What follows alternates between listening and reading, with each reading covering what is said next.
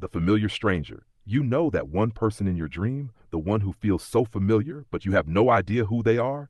Yeah, that's called the familiar stranger. They talk to you like you've known them forever. You trust them instantly. No awkwardness, no questions, just connection. But then you wake up and they're gone. No name, no face you can fully remember, just a feeling. So what's actually happening? Your brain is blending memories, tiny pieces of people you've seen on the street, at school, online, and stitching them into one person that feels real. It's like your mind is creating a character just for you. But here's the weird part. Sometimes they feel more real than actual people in your life. Why? Because they're built from familiarity, not reality. No flaws, no awkward moments, just pure instant understanding. And that's why you remember them, not because they existed, but because they felt like someone who should have. The authority figure. You're standing there doing something completely normal in your dream, maybe walking, maybe talking, and then suddenly they appear. The authority figure. It could be a teacher, a boss, a police officer, even your parents. And the weird part, you instantly feel it. That pressure, that tension. You didn't do anything, but it feels like you did. In dreams, the authority figure isn't really about them. It's about you. They represent rules, expectations, judgment. Basically, that voice in your head that says, is this okay? Am I doing something wrong? Am I good enough? If they're angry or chasing you, you might be avoiding responsibility or feeling guilty about something in real life. If they're calm, watching you, you could be craving approval, wanting someone to say you're doing fine. And if you're arguing with them, that's your mind pushing back, trying to break free from pressure or control. So next time you see the authority figure in your dream, don't just feel scared. Ask yourself, who am I trying to impress or escape from? The distorted friend. You ever had a dream where your friend shows up, but something is off? Like it looks like them. Same voice, same vibe, but their face is slightly wrong or they act completely different. That's the distorted friend. This happens because your brain isn't replaying your friend. It's rebuilding them from memory, like a glitchy AI. And here's the creepy part. Your brain mixes in emotions you've been ignoring. That friend might act cold, overly nice, or even like a stranger, not because they've changed, but because your perception of them is shifting. It could mean you're questioning your trust in them, you're noticing traits you didn't before, or there's something unsaid between you. So next time you see a weird version of your friend in a dream, don't ask, why did they act like that? Ask, what am I starting to see differently in real life? The crowd with no faces. You're walking somewhere familiar, but not quite right. There's a crowd around you, people everywhere. But then you notice something.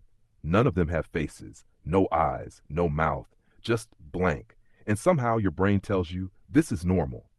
These are what I call the crowd with no faces. They usually show up when you're feeling watched, judged, or overwhelmed in real life. Not by specific people, but by everyone. It's your mind turning society into something physical. Because instead of one person judging you, it feels like all eyes are on you. But here's the twist. They don't have faces, because there's actually no one specific judging you. It's just pressure, expectations, fear. So next time you see them, ask yourself, who am I trying to impress that doesn't even have a face? The anima or animus, you ever had a dream where someone shows up and they feel important, but you don't actually know them? Not a stranger, not a friend, but something in between. That's what psychologists call the anima or animus. It's basically your mind creating a personified version of your inner opposite energy. If you're more logical, they might be emotional. If you're more reserved, they might be bold. And here's the creepy part. They often understand you better than anyone in real life. In dreams, they might guide you, challenge you, or even feel strangely intimate. Not in a romantic way, but in a deeply personal way, because they're not really someone else. They're a hidden part of you, trying to balance you. So next time you see that one mysterious person who feels too real, don't ignore them. Your mind might be trying to show you who you're missing to become whole. The shifting person. Ever met someone in your dream who keeps changing? 1 second, they're your best friend. Then suddenly, they're your teacher. Then a complete stranger. That's the shifting person. And no, your brain isn't glitching. This actually means something powerful. The shifting person represents one identity, multiple meanings. Your mind is trying to show you that this person, or what they represent, isn't just one thing. It could be someone you don't fully understand yet, a relationship that feels confusing or unstable, or even you. Yeah, sometimes the shifting person is your own personality changing depending on the situation. Pay attention to how you feel when they change. Comfortable, nervous, confused?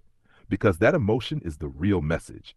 Your dream isn't about who they are, it's about what your mind is trying to figure out. So next time someone in your dream starts changing faces, ask yourself, what is my mind trying to show me that I'm not seeing in real life? The antagonist. Ever notice how some dreams feel like a high stakes action movie where you're being hunted? Meet the antagonist. Whether it's a faceless shadow, a literal monster, or weirdly enough, your middle school math teacher, this character isn't just there to give you a heart attack. What's really going on? In the world of psychology, the antagonist is often a personification of the shadow. This represents the parts of your personality you suppress, ignore, or dislike during the day. If they're chasing you, it usually means you're avoiding a confrontation or a difficult decision in your waking life. If you try to punch them and your arms feel like noodles, that's a classic sign of feeling powerless or out of control in a real-world situation. The why behind the fear. Your brain uses these villains as a form of threat simulation. It's like a biological fire drill. Your mind creates a safe environment to practice reacting to fear. So if things get hairy in real life, you've already had the practice run. How to defeat them. Next time you're lucid enough to realize you're being hunted, try this. Stop and turn around. Ask the antagonist, what do you want? Or why are you here? Usually the monster shrinks, transforms into someone you know, or simply vanishes.